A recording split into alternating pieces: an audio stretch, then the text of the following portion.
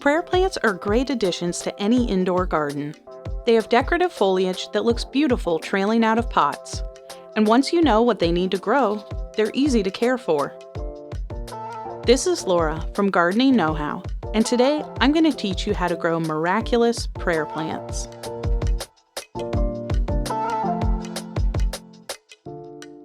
Native to tropical parts of the Americas, the prayer plant grows in the understory of rainforests. It's a member of the family Marantaceae. There are 40 to 50 known species of Maranta, but only 2 varieties make up most of the plants you find in stores: the red-veined prayer plant and the rabbit's foot prayer plant. A common look-alike is Calathea, which is also sometimes confusingly called a prayer plant. The 2 species are related, but they're not the same.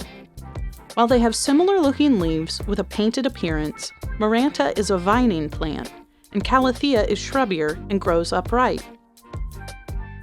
Maranta prayer plants do best in bright, indirect sunlight, but they can tolerate low-light conditions as well. Keep temperatures between 60 and 80 degrees Fahrenheit, and make sure plants have well-drained soil and high humidity. You can raise the humidity in an area by grouping plants together, or you can set the pot on a shallow dish of pebbles and water. Make sure not to let prayer plants sit directly in the water. Keep their soil moist but not soggy, and during winter dormancy, cut back on watering.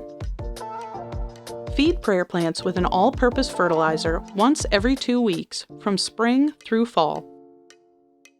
Repot prayer plants in early spring. This is also a great time to propagate by cuttings or division. Check out our video on how to propagate philodendron to learn more about rooting cuttings from houseplants. To repot, you will need a new pot that's an inch or 2 larger in diameter than the current one, a good potting soil mix or one created specifically for houseplants, pruners, and your prayer plant. Start by cleaning up your plant, cutting off any dead, yellow, or diseased leaves.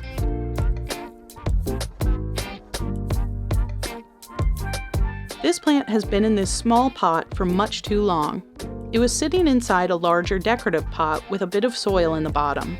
So you can see the roots have continued to grow through the holes in the small pot and into the soil in the decorative outer container, forming a second root ball. We need to knock off some of this soil and untangle these roots before we can replant.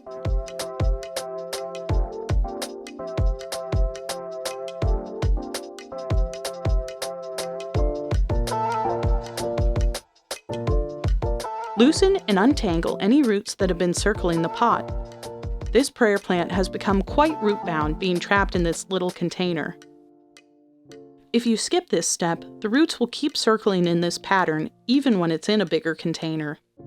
You need to gently free the roots so they can grow and fill the new, larger pot. This will keep your prayer plant growing bigger and better. Once you're finished freeing the roots, fill your new pot with potting mix. Make sure to leave space for all the roots.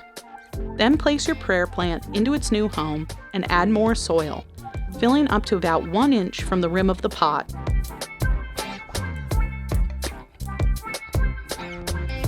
Gently pat down soil to make sure you fill in all the large air pockets. The last step is to give your rehomed plant a good drink.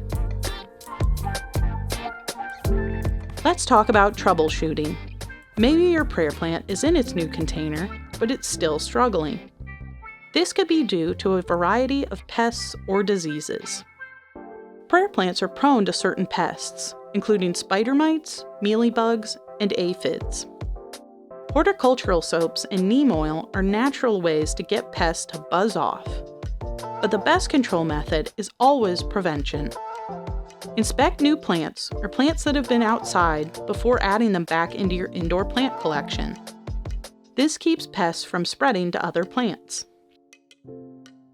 Watering time is another great opportunity to watch out for problems and diseases. Look for yellow or brown leaves and trim them off as needed. Common causes of dying leaves are chlorosis, cucumber mosaic virus, fungal disease, and environmental stress. The best way to deal with these diseases is to create an ideal growing environment for your prayer plant. That means bright, indirect light and medium to high humidity. Another good practice for all houseplants is to use filtered water, or let tap water sit out for a day before using it to give plants a drink. This lets some of the salt and minerals evaporate so they don't build up in the soil. With a little care, prayer plants can thrive in your home, adding a unique display of foliage to any room. Make sure to like and subscribe for more indoor and outdoor gardening tips, or visit us at gardeningknowhow.com. Thanks for watching and happy gardening!